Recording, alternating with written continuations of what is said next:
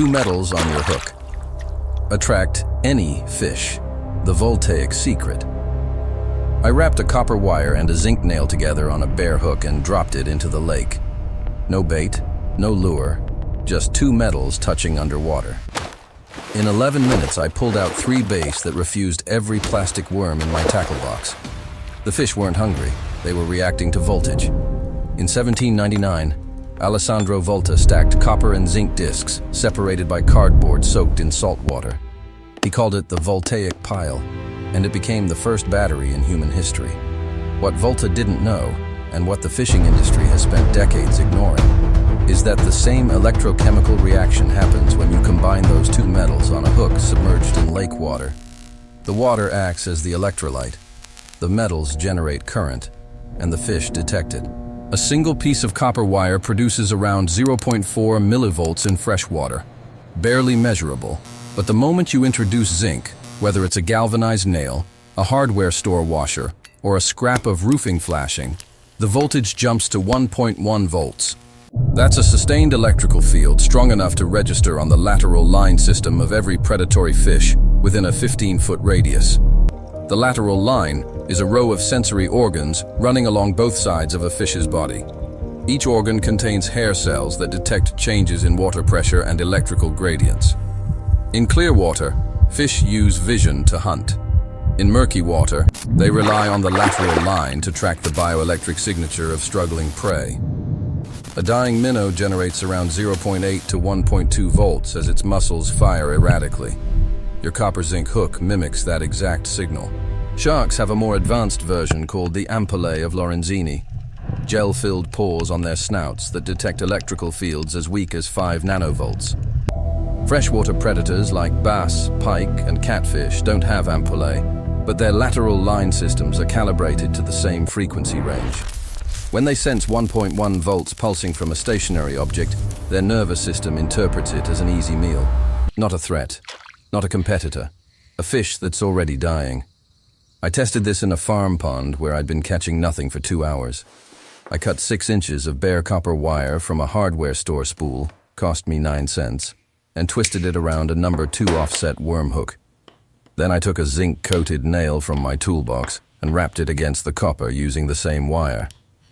The zinc coating on galvanized nails is pure enough to generate current. I tied it to 12-pound monofilament and cast it into the deepest part of the pond. I didn't twitch it, didn't reel it. I let it sit on the bottom while I drank coffee and watched the rod tip. At the 6-minute mark, the tip bent hard. I set the hook and pulled in a 2-pound largemouth that had ignored a spinnerbait, a crankbait, and a Senko worm in the previous hour. I recast the same rig. 11 minutes later, another bass hit it on a motionless retrieve. The metal combination works because it creates a galvanic cell. Copper has a standard electrode potential of +0.34 volts. Zinc sits at 0.76 volts. When you connect them in an electrolyte solution, which is what lake water becomes when it contains dissolved salts, minerals, and organic acids, electrons flow from the zinc to the copper. That flow generates a measurable voltage and a weak electromagnetic field. The field doesn't attract fish the way a scent does. It triggers an involuntary response in their sensory system. I repeated the test in a creek with heavy current. Same setup, copper wire, zinc nail, no bait. I cast it upstream and let it tumble along the gravel bottom. In brackish water, where salinity increases conductivity, the voltage output can reach 1.4 volts. I hooked a channel catfish in under 5 minutes. The fish hit the bare metal harder than it would have hit chicken liver or cut shad. The fishing industry has known about electroreception for decades. Lure manufacturers add metal components to crankbaits and spinnerbaits, but they use stainless steel or aluminum, metals that generate almost no voltage in water. Stainless steel is chemically inert. It doesn't corrode, doesn't oxidize, and doesn't produce a galvanic reaction. Aluminum generates only 0.2 volts when paired with copper, and even less when used alone. The tackle companies aren't engineering lures to exploit the Voltaic effect. They're adding metal for weight and flash. The copper-zinc reaction is strongest in water with a pH between 6.5 and 8.5, which covers most freshwater lakes and rivers in North America. In highly acidic water, below pH 5, the zinc corrodes too quickly and the voltage drops. In alkaline water above pH 9, the copper oxidizes and forms a non-conductive layer. But in neutral to slightly acidic conditions, the reaction is stable enough to last for hours. I used the same rig for 4 consecutive trips before the zinc nail corroded completely. The copper stayed intact. I replaced the nail with a zinc washer from a bag of assorted hardware, 12 washers for $1. I've been using the same 6-inch piece of copper wire for 3 weeks. Total cost so far, 22 cents. The reaction doesn't just attract fish, it triggers aggression in species that aren't actively feeding. I tested it on a private lake stocked with bluegill and crappie. Bluegill are opportunistic feeders, but they're cautious. They'll inspect a lure for several seconds before committing. I cast the copper-zinc rig into shallow water near a dock and watched through polarized glasses. A school of bluegill appeared within 2 minutes. They didn't circle the hook. They attacked it immediately. The first fish to bite wasn't the largest. It was the closest to the electrical source. Catfish responded even faster. I fished a muddy river where visibility was less than 6 inches.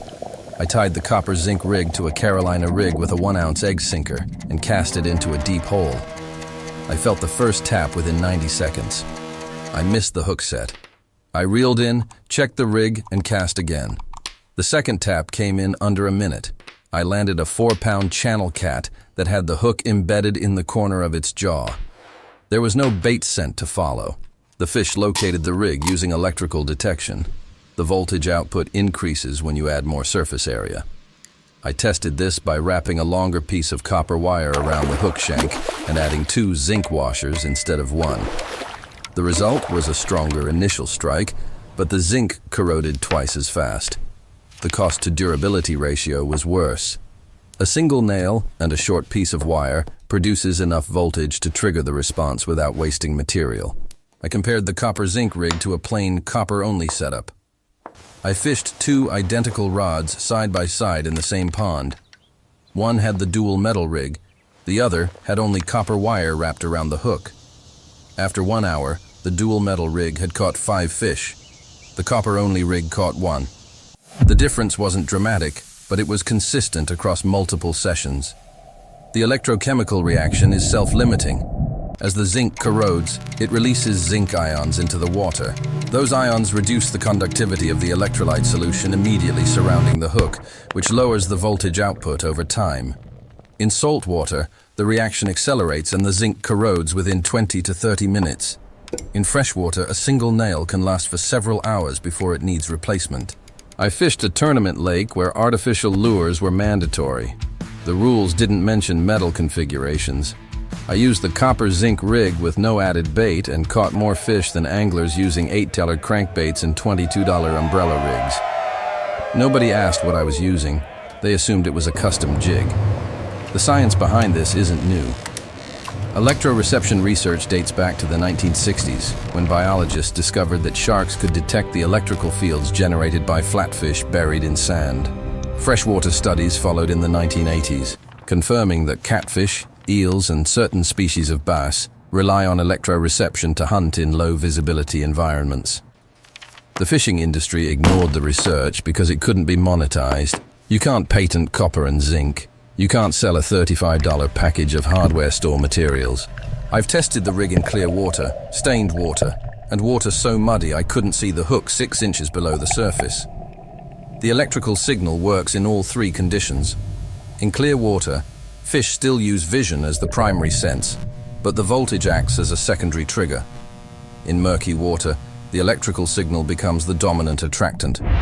The copper-zinc combination generates a weak electromagnetic field that propagates through water at roughly 1,500 meters per second, the speed of sound in water. Fish detect the field before they see or smell the source.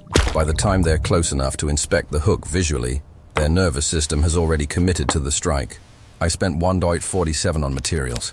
I've caught 67 fish across 8 trips. The copper wire is still functional.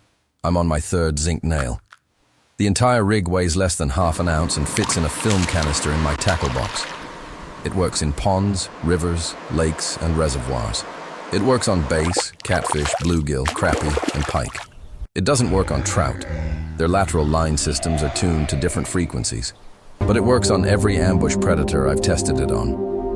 The fishing industry sells scent-infused soft plastics, holographic finishes, and tungsten weights marketed as game-changing technology. None of those products generate voltage. None of them exploit the electroreceptive system that evolution spent millions of years perfecting. A copper wire and a zinc nail cost 15 cents. They produce 1.1 volts, and they've outfished every lure in my box.